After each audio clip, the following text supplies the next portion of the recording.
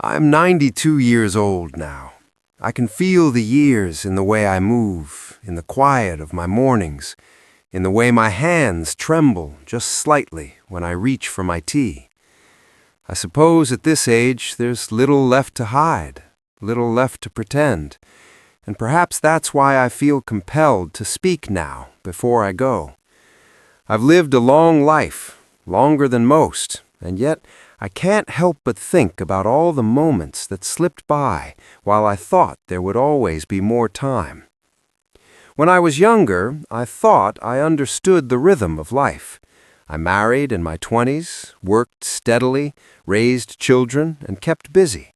I did the things one is supposed to do. I made choices that seemed reasonable then, to focus on providing, to chase promotions, to ensure my family never wanted for anything. I was proud of the house we built, the vacations we managed, the car in the driveway. But now I realize how quietly those choices came at a cost. I thought I was giving my children stability, but I see now I gave them structure more than presence. I was always there in body, but not in mind. Always present, but always elsewhere, in meetings, in plans, in some abstract version of the future that never quite arrived. I remember when my daughter had her first recital. I told myself I couldn't miss the meeting at work. She'll understand, I said. But she didn't. She cried quietly in the hallway that evening, and I thought she would forget. She never did. These small omissions, the ones I thought harmless, stacked up like dust in the corners of our life together.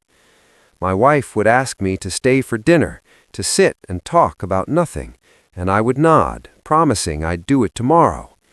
Tomorrow never arrived the way I imagined. It only arrived as regret, as the slow accumulation of absence. It wasn't sudden, not a catastrophe or a single failure that undid everything.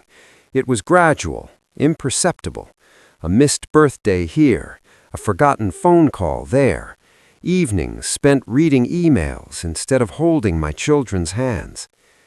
I see now that life doesn't pause for us to catch up.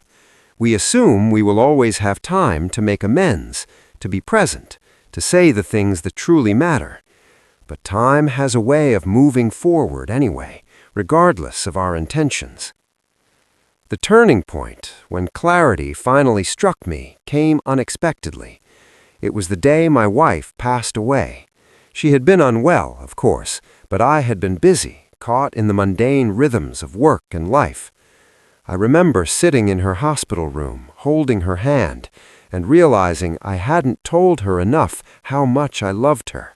Not in a dramatic, grand way, but simply, openly, fully. And she was gone before I could. That single absence, the finality of it, has haunted me ever since. All the little moments I deferred, all the tomorrows I assumed were endless, they crystallized into a quiet, unmovable truth. Some things cannot be reclaimed.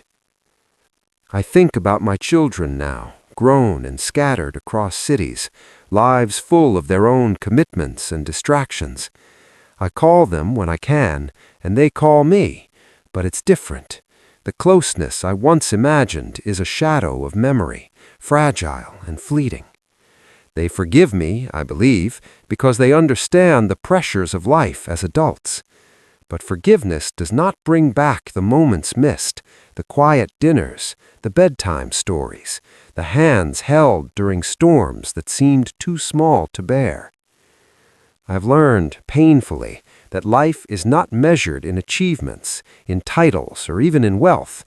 It's measured in presence, in attention given and received, in the small kindnesses that require no effort but everything from the heart. And when you assume there will always be more time, you miss what is already passing. If I could speak to someone younger, someone still in the midst of life's demands, I would say this: slow down. Don't wait to tell people you love them. Don't wait to be there in the small, quiet ways that matter. Don't assume that work, ambition, or the endless to-do list can substitute for attention, for love, for listening. The truth is simple, yet so easy to forget. Time is finite, and it will not pause for anyone. I carry both gratitude and sorrow now. I am grateful for the years I had, for the laughter, for the small victories, for the love I did manage to give and receive. But I am also sorrowful, because I know how much is gone forever. The hands I can no longer hold, the voices I will not hear again, the smiles I missed while busy in my own world. That mixture of gratitude and loss is a weight, but it is also all I have left. And so I speak now to whoever might listen, because I suppose this is all that remains, a confession, a truth, a reminder. If this meant something to you, if it helped you remember to pause, to be present, then perhaps my words have not been in vain. Life is fragile, and the quiet choices we make echo long after we cannot undo them. I do not end with hope or with grand lessons. I end with stillness. I end with the acknowledgement of what has been lost, what has been gained, and the deep, inescapable fact of mortality. I am 92. I have lived.